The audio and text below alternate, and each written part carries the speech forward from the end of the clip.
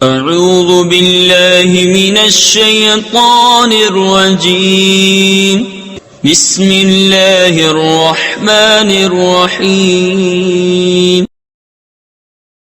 قل ان كانت لكم الدار الآخرة عند الله خالصة من دون الناس فتمنوا الموت إن كنتم صادقين ولن يتمنوه أبدا بما قدمت أيديهم والله عليم بالظالمين. تم فرماؤ اگر پچھلا گھر اللہ کے نزدیک خالص تمہارے لیے ہو نہ اوروں کے لیے تو بھلا موت کی آرزو تو کرو اگر تم سچے ہو، اور ہرگز کبھی اس کی آرزو نہ کریں گے ان بد اعمالیوں کے سبب جو آگے کر چکے، اور اللہ خوب جانتا ہے ظالموں کو.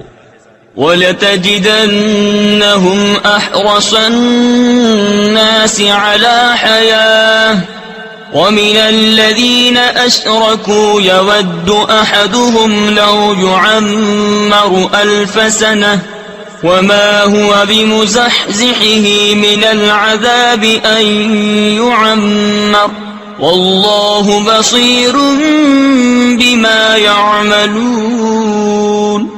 اور بے شک تم ضرور انہیں پاؤ گے کہ سب لوگوں سے زیادہ جینے کی ہوس رکھتے ہیں، اور مشرکوں سے ایک کو تمنا ہے کہ کہیں 1000 برس جیے، اور وہ اسے عذاب سے دور نہ کرے گا اتنی عمر دیا جانا، اور اللہ ان کے کوتک یعنی برے عمل دیکھ رہا ہے. یہودیوں کا ایک باطل دعویٰ یہ تھا کہ جنت میں صرف وہی جائیں گے، جیسا کہ سورہ بقرہ کی آیت نمبر 111 میں یہ دعویٰ مذکور ہے. اس کا رد فرمایا جاتا ہے کہ اگر تمہارے گمان میں جنت تمہارے لیے خاص ہے اور آخرت کی طرف سے تمہیں اطمینان ہے، اعمال کی حاجت نہیں، تو جنتی نعمتوں کے مقابلے میں دنیاوی مصائب کیوں برداشت کرتے ہو؟ موت کی تمنا کرو تاکہ عیش و آرام والی جنت میں پہنچ جاؤ، اور اگر تم نے موت کی تمنا نہ کی تو یہ تمہارے جھوٹا ہونے کی دلیل ہے. حضرت عبداللہ ابن عباس رضی اللہ تعالی عنہما سے روایت ہے، حضور اقدس صلی اللہ تعالی علیہ وسلم نے ارشاد فرمایا، اگر یہودی موت کی تمنا کرتے تو سب ہلاک ہو جاتے اور روئے زمین پر کوئی یہودی باقی نہ رہتا.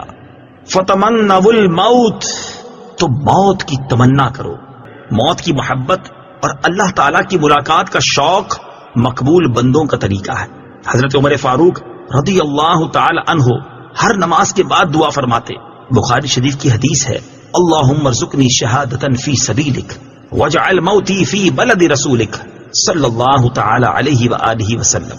یا رب مجھے اپنی راہ میں شہادت اور اپنے رسول کے شہر میں مجھے وفات نصیب فرما. عمومی طور پر تمام اکابر صحابہ اور بالخصوص شہدائے بدر و احد و اصحاب بیعت رضوان رضی اللہ تعالی عنہم راہ خدا میں موت سے محبت رکھتے تھے.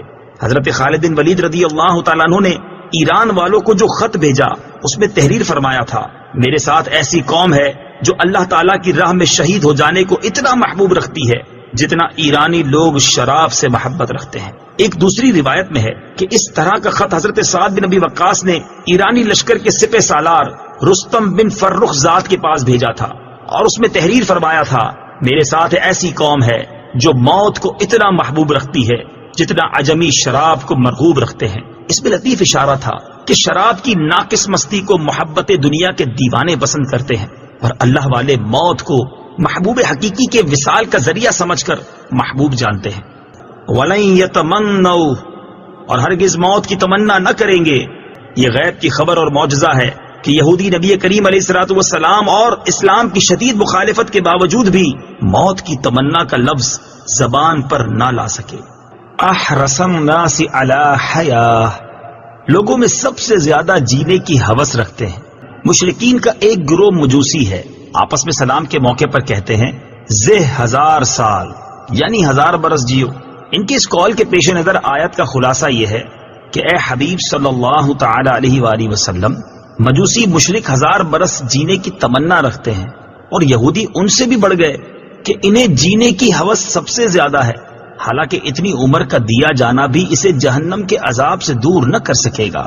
اور اللہ تعالیٰ ان کے تمام اعمال کو خوب دیکھ رہا ہے، اور ان کا کوئی حال اللہ تعالیٰ سے چھپا ہوا نہیں۔ دنیاوی زندگی کے حریص کون؟ یاد رہے کہ کفار دنیاوی زندگی پر حریص ہوتے ہیں اور موت سے بہت بھاگتے ہیں، جبکہ مومن کی شان یہ ہے کہ وہ اگر زندگی چاہتا ہے تو صرف اس لیے کہ زیادہ نیکیاں کرے، آخرت کا توشہ جمع کرے، اور آخرت کا زاد راہ جمع کرنے کے لیے زندگی چاہنا اچھا ہے کہ یہ زندگی کی ہوس نہیں بلکہ آخرت کی تیاری ہے۔ نیز لمبی عمر اور زیادہ مال اللہ تعالیٰ کے راضی ہونے کی علامت نہیں بلکہ یہ تو بعض اوقات وبال کا ذریعہ بن جاتے ہیں۔ حضرت ابو بکرہ رضی اللہ تعالیٰ عنہ فرماتے ہیں کہ ایک شخص نے عرض کی، یا رسول اللہ صلی اللہ تعالی علیہ وآلہ وسلم، لوگوں میں سب سے بہترین کون ہے؟ ارشاد فرمایا، جس کی عمر لمبی ہو اور عمل نیک ہو۔ اس شخص نے پھر عرض کی، لوگوں میں سب سے برا کون ہے؟